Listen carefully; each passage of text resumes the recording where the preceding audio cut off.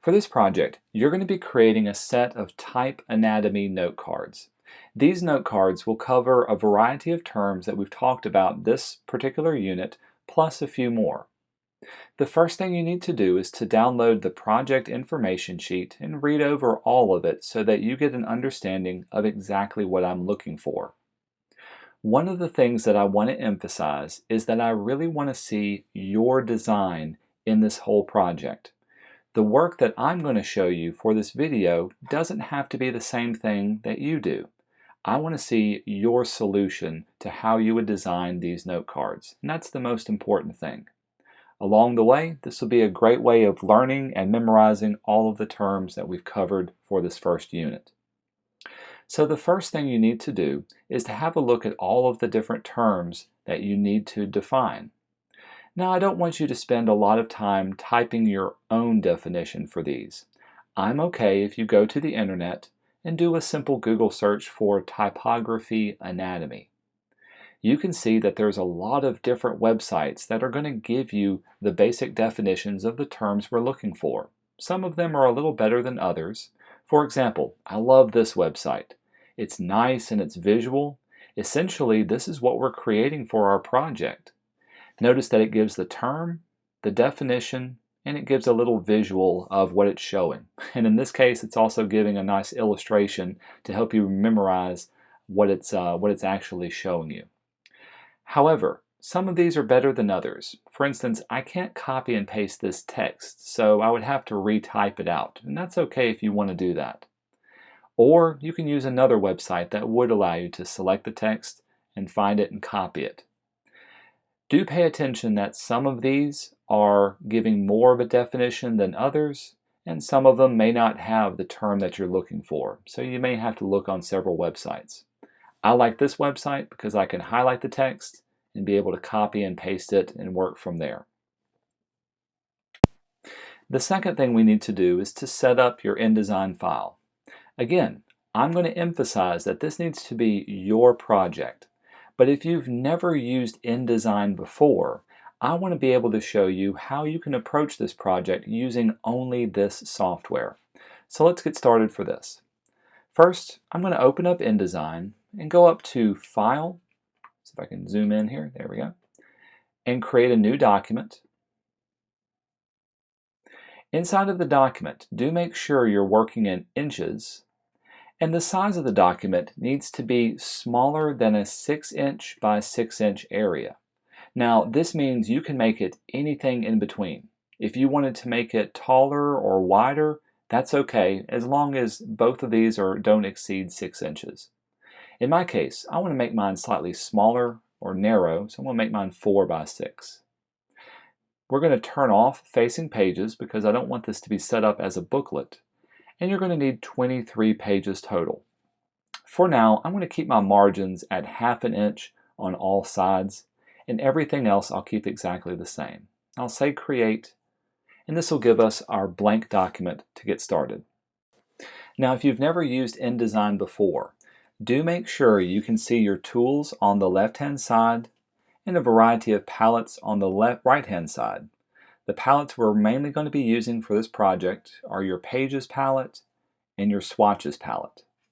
Up at the top, this is my control bar. Now by default, you may not see this up at the top. So if you want, you can go up to Window, down to Workspace, and make sure Essentials Classic is what's selected. With the Essential Classic selected, this will give you all of the stuff at the top and along the side. If for some reason you can't see any palette or tool on the side, you can always go to Window and be able to find it within this drop-down menu. For instance, if I needed to find my Links panel, I can click on Links, and I can see it automatically opens up over here on the side. Some of them will be nested within each other.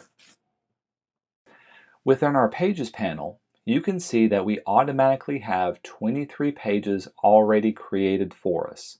And all of these pages look exactly the same. So if I was to scroll down on my main page, you can see they're all blank. And the only thing I really have on them is this pink outline of my margin. Now the first thing you may want to do is to change up your margins so that you get a different working area. Let's go back to page number 1. If I want all of my pages to look exactly the same, I want to establish what's known as a master page. So on my layout, I want to have a spot up here at the top where I can put my letter and some space at the bottom where I can put the term and then the definition down at the bottom. Now, if I did it on one page, I would have to be copying and pasting it on every single page that's on here. And that's going to take up a lot of time. Instead, let's see if we can find a smarter way to be able to work. I'm going to go to my Pages panel and click at this very top bar and drag it down until you can see the A Master. If you double click on the A Master page, notice now it's highlighted, and we're working in a special editing zone that lets you place things on all of the pages that have an A at the top of it. So this is the A Master has been applied to it. This means, watch this, if I was to put something like a black square in the middle of my master page, automatically it's going to be placed on all of the pages at the same spot. So this is a great way of working faster to place things all on the same pages and get a good consistent look. The first thing I want to do is to establish a good margin so that I can place things inside of here and have everything nicely aligned. To change the margins on your page, you can go up to the Layout drop-down menu and choose Margins and Columns. This will give you the ability to type in a different size and spacing for the top, bottom, and left and right margins. Do make sure that it's unlinked if you want to have a different number on every side. In my case, I just want to increase some of the space at the bottom. So I'm going to increase the bottom number, and you can see how that pulls it all the way up to here. So maybe I'll have about 2 inches from the bottom right there. Once I'm done, I'll say OK. And again, this will be applied on all of the pages that I've worked on. Now let's create a space that I can put my term and a space to put my definition. To add text to your InDesign document, make sure you're using your Type tool. And with the Type tool selected, you click and drag and create a text box. Notice that when I did that, let's zoom back in. When I did that, I made my text box fit nicely within the margin area. And later on, we can move it around if necessary. I'm just going to type the word term into here. And then with that done, I can highlight my text and go up here to the very top and start playing around with different kinds of fonts. Now these are fonts that I have loaded onto my computer already, and I've got enough to be able to work with what I need for this design. Remember, one of the things we talked about for this unit is finding nice fonts that tend to work together and are really visible and easy to read. So since this is going to be the term, maybe I want to find something that's nice and bold and stands out and it's easy to read for the other ones. So I'm going to highlight this. Also at the top, I can do things like change the point size of it by making it larger. I can even test it out and see what other words will look like. I'm just going to keep it as term for now. One font that I'm really a fan of is, let's do Myriad. Yeah. So I'm going to keep that as there. Now if I need to move this around, I can use my black arrow selection tool, and I can always go in, click on it, and drag the box around. And I can also resize the box as necessary, or even rotate it if I wanted to for this. I think that's okay for there. Let's create another text box. This time I'm going to do it underneath here. And I'm just going to fill it in with some dummy text. I'm literally typing just random little letters to give me an idea of what a definition would look like. Again, we can highlight this, and I can try to find a font that would match or work well with this font. Since I've got a nice serifed bold-faced here, maybe I'll do a sans serif that's got a similar X height. But in this case, maybe I'll make it a little bit smaller, and I can play around with the leading and give it a little bit more space between there. So now I've got a layout where I can put my letter, I can put my term, and then the definition down here. And I'll do the same thing for each of the different pages that we've got for the different terms we're setting up. The final thing that I'll want to do to all my pages is add some nice color to it. I don't want to keep these just in black and white. I really want to spruce it up and have some good looking visuals that makes every page look nice and consistent. Color is the easiest thing you can do to add a good variety and consistency to your overall design. Now in InDesign, there's a couple of places you can find some predefined and make your own colors. First off, you have a swatches panel. Again, if you don't see your swatches panel on the side, you can always go to Window, down to Color, and open up the swatches panel. Now these are the default swatches that come in anytime you open a new InDesign file. And to be honest, we really don't want to use just these colors. They're the default, they're bland, they're not very good looking and work well with each other. Another place you can find colors is up here at the very top. This will give you a pop-out, and you can pick and choose from all the predefined swatches that are here as well. If you want to create your own color swatches, at the very bottom of your toolbox, you can always double-click on the swatch panel, and this will allow you to find and create your own color swatches from the entire rainbow. Now this does take a little bit of time and practice to get exactly the color you want, but if you find a color that you like, you can add that swatch to your library. Then when we say OK, you can now go to your swatches library, and you can see there it is added to the bottom. So that's the quick and easy way of finding colors, but let me show you another professional way of working within a specific color scheme. What I like to do is to find inspiration from photographs or from other external resources. Here's what I mean. Adobe has a great website called color.adobe.com.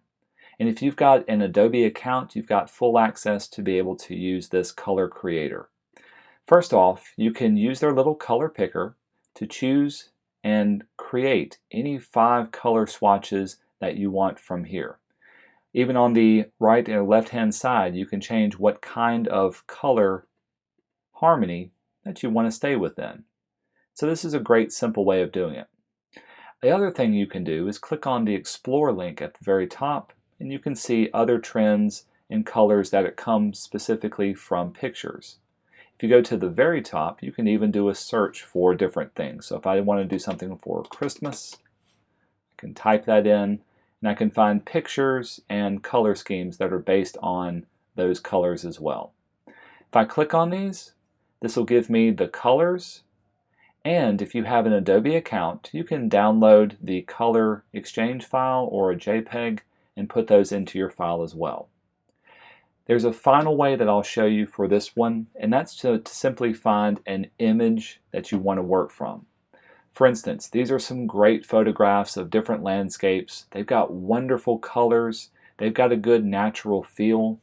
Everything is muted. It's got good earth tones. So let's say I got inspired by one of these pictures that I wanted to use within my layout. What I would do is go ahead and download the image. So in this case, I downloaded this picture. I love the good contrast in the lights and the darks. It's got some good warm colors and cool colors. I want to use these colors within my color scheme. Here's how I'm going to do it. Going back into InDesign, once I've found my picture, I'm going to go up to File, down to Place, and I'm going to find the picture that I downloaded. So here's my mountain picture, and say Open. I'm going to simply click and drag and place that picture inside of my working area. With this done, you can use either your eyedropper tool or the color theme tool. If you use your eyedropper tool, you can quickly and easily hover over different areas and pick up those colors. With the color picked up, you can see it's added to the swatch, and if you wanted to, you can go over and click New Swatch down at the bottom, the little plus sign, and that will add that color that you clicked on to the swatches panel. Another way of doing it, and this is the way I like to do it, is to use the Color Theme tool. With Color Theme, this will allow you to, with one click on the image, and it will automatically sample 5 colors that you can use within your design. And if you want more variations, you can click on the little arrow, and you can get the brighter colors, darker, deeper, or muted colors. In this case, they all look kind of the same, so I can really pick and choose between any one of these. Depending on the picture that you choose, you may get some different results. Once you pick the colors that you like, you can click the little plus sign, and that will automatically add those to the bottom of your color swatches that you can start to use within your design. Now let's see if we can start to apply these to my overall layout. With my black arrow, I'm going to delete away my picture. And if I wanted to apply these colors, let's say I wanted to have a background, I'm going to go over to my tool panel and grab just a simple rectangle frame tool. I'll back out and then click and drag and create a rectangle over everything. With it selected, I can go down to my swatches panel, and I want to set this fill color to be maybe this light purple. Now, since it's on top of everything, I need to send this to the background. So I'm going to go to Object, Arrange, and I'm going to send it to the back. Now that it's behind it, I can see my terms. I can also do things like highlight my terms, and with the words highlighted, I can go to my swatches panel over here, or remember, you can go to the top and change your color too.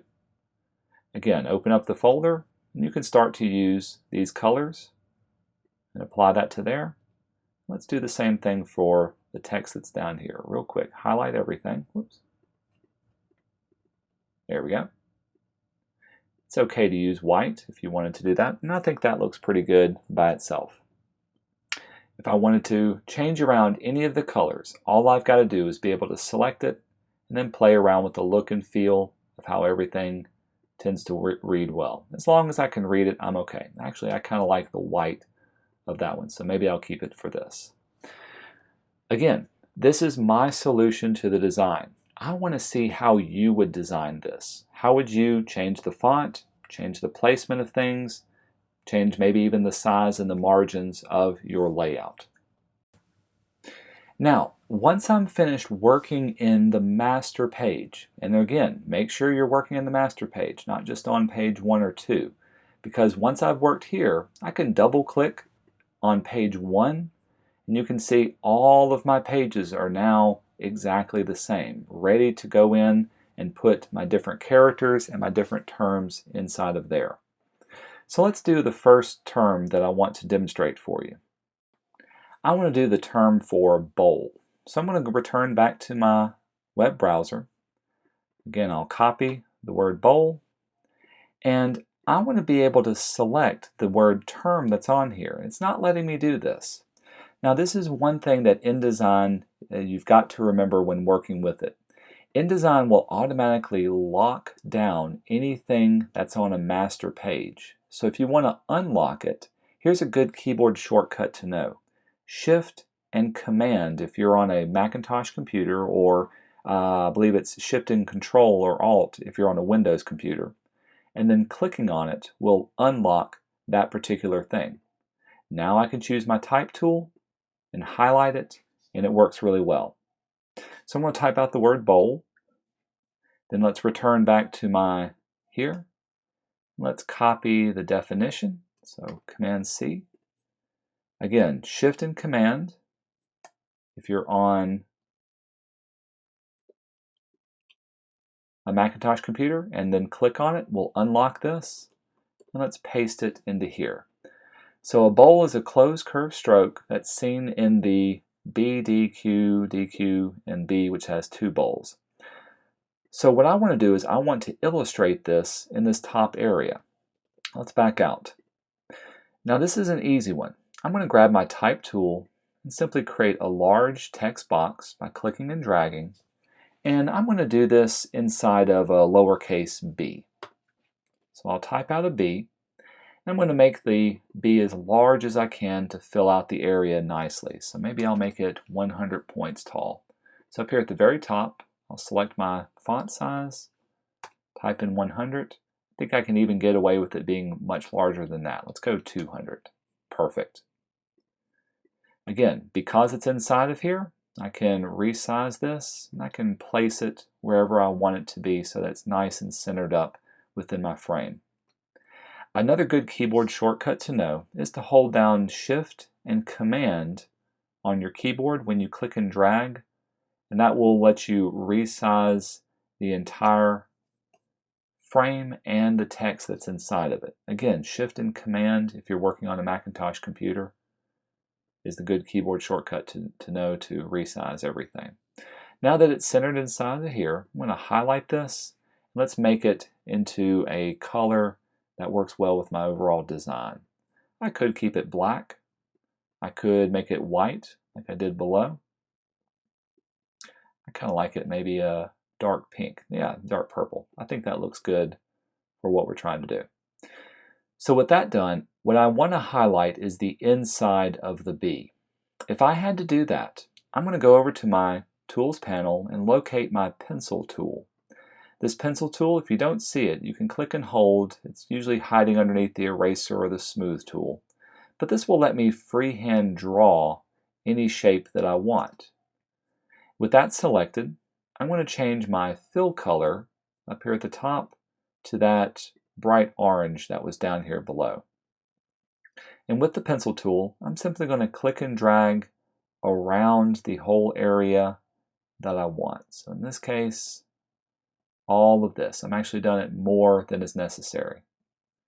Now that I've got that area selected, I'm going to send it behind this B. So again, let's go up to Object, Arrange, and send it backwards until it's nice and behind there, and it shows what the bowl is. Pretty cool? Let's do another one that's going to be a little bit more complex. So I'm going to go down to page 2. And let's do one for, say, an arm. Let's see if they've got the definition of an arm. Again, returning here, I don't see arm, but they do have leg. I'll do it for leg. So I'm going to highlight the word, copy it. Again, Shift and Command. When I click on this, will let me highlight it. Again, return to my website, highlight the definition, Command C. Shift and Command when I click on this body copy down here. Whoops, didn't copy it over. Let's try that again. There we go. Command C and paste it into here. So this is the portion of the letter that's seen on the K, R, and the Q. In my case, I'll grab my type tool again and click and drag and create a new text box, and I'm going to do a lowercase k. Actually, let's do an uppercase k because that'll work better. Again, we'll make it nice and large, so 150 points. I think we can go 250. That looks good.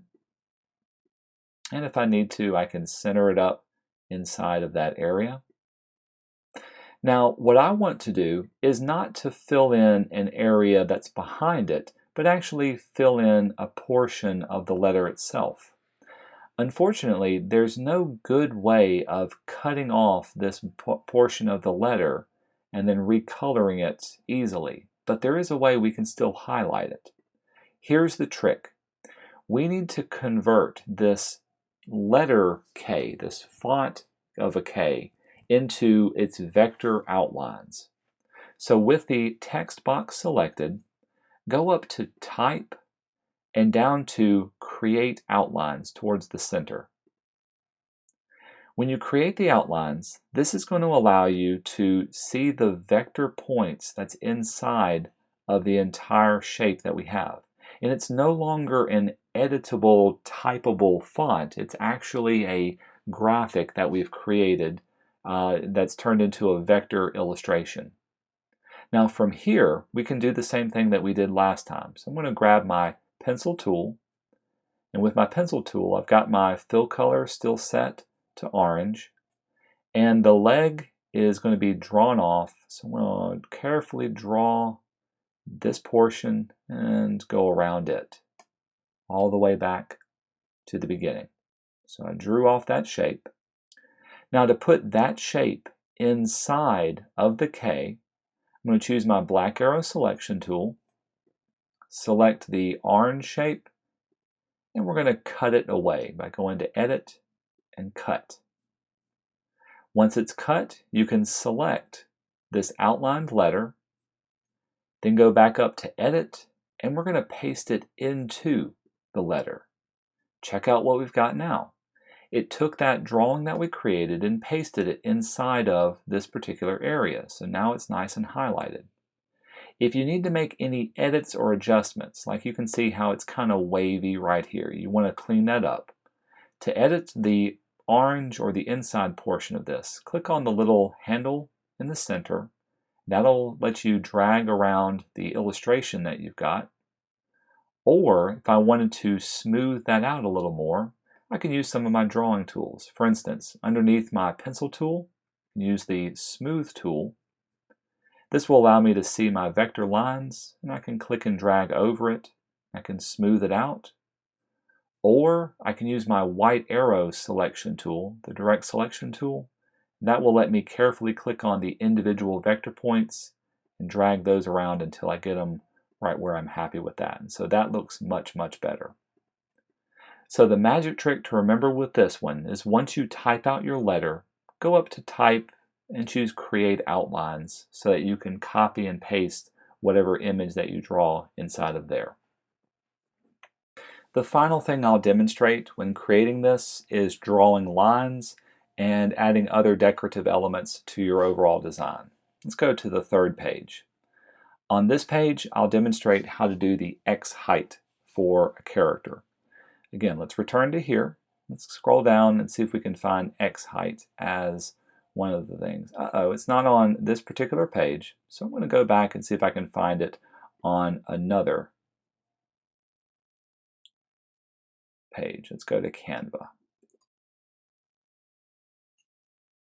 There it is, X height. So for the X height, I'll copy this, Shift and Command, click on the word term. This will let me paste it, and then return to the website and highlight the definition, copy it, Command C, and then Shift and Command and paste it into here, Command V. For the X height, I'll choose my Type tool, click and drag, and then we'll do a simple X, and we'll make it nice and large so we can see it. So 200 points is good. For this, I want to show the baseline and the top of the X and the space in between. That really emphasizes that it's the height of the X that we're working on. So for that, I'll select it. Now, I forgot to do this for the last one, but I meant to turn that one nice and purple. We'll go back later and we'll fix that.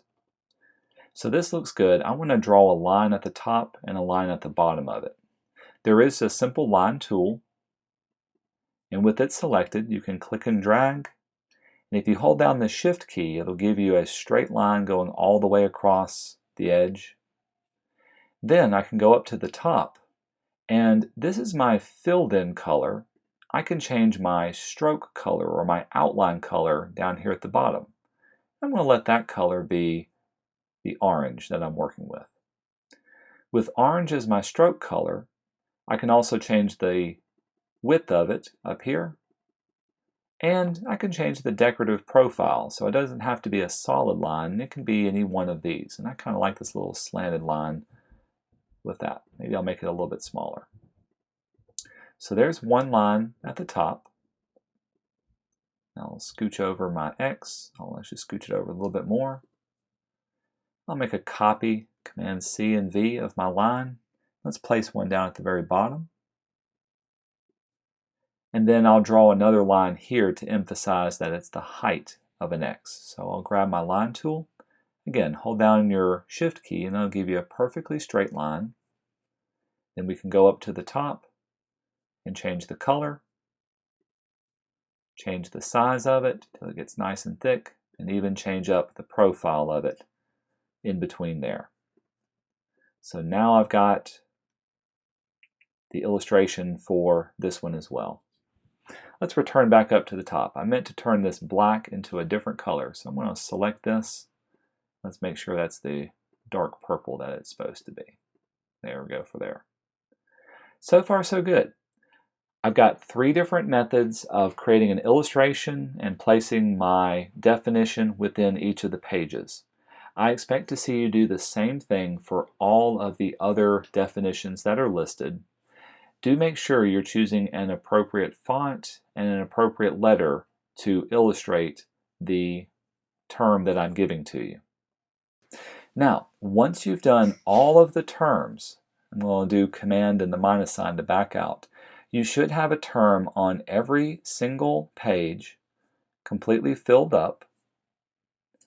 And then we need to save this and export it as a PDF. Now, since I've been working in InDesign, I can always go up to File and Save. And to be honest, you should be doing this a little bit along. And go ahead and save it as an InDesign document. I'm going to call this my Type Anatomy project. I'll save mine to the desktop so I can find it later. However, to turn this in, we need to create a PDF version. Now, in InDesign, you don't save a PDF. Instead, you go up to File and go down to Export, and you export a PDF. With export selected, we can keep it the same name, but just change your format from JPEG or whatever else to a PDF print version, and we'll say Save. And then from here, we can change the quality of it. I'm going to just keep it a nice high quality print for what we're trying to do. Do make sure all of the pages are selected and you're exporting it as individual pages. And then finally, we'll hit Export down at the bottom. Once this is done, you should have a new PDF on your desktop nice and saved. And every page should have its own individual thing. With this finished, this PDF is what you're going to upload to the class Moodle page for your project grade.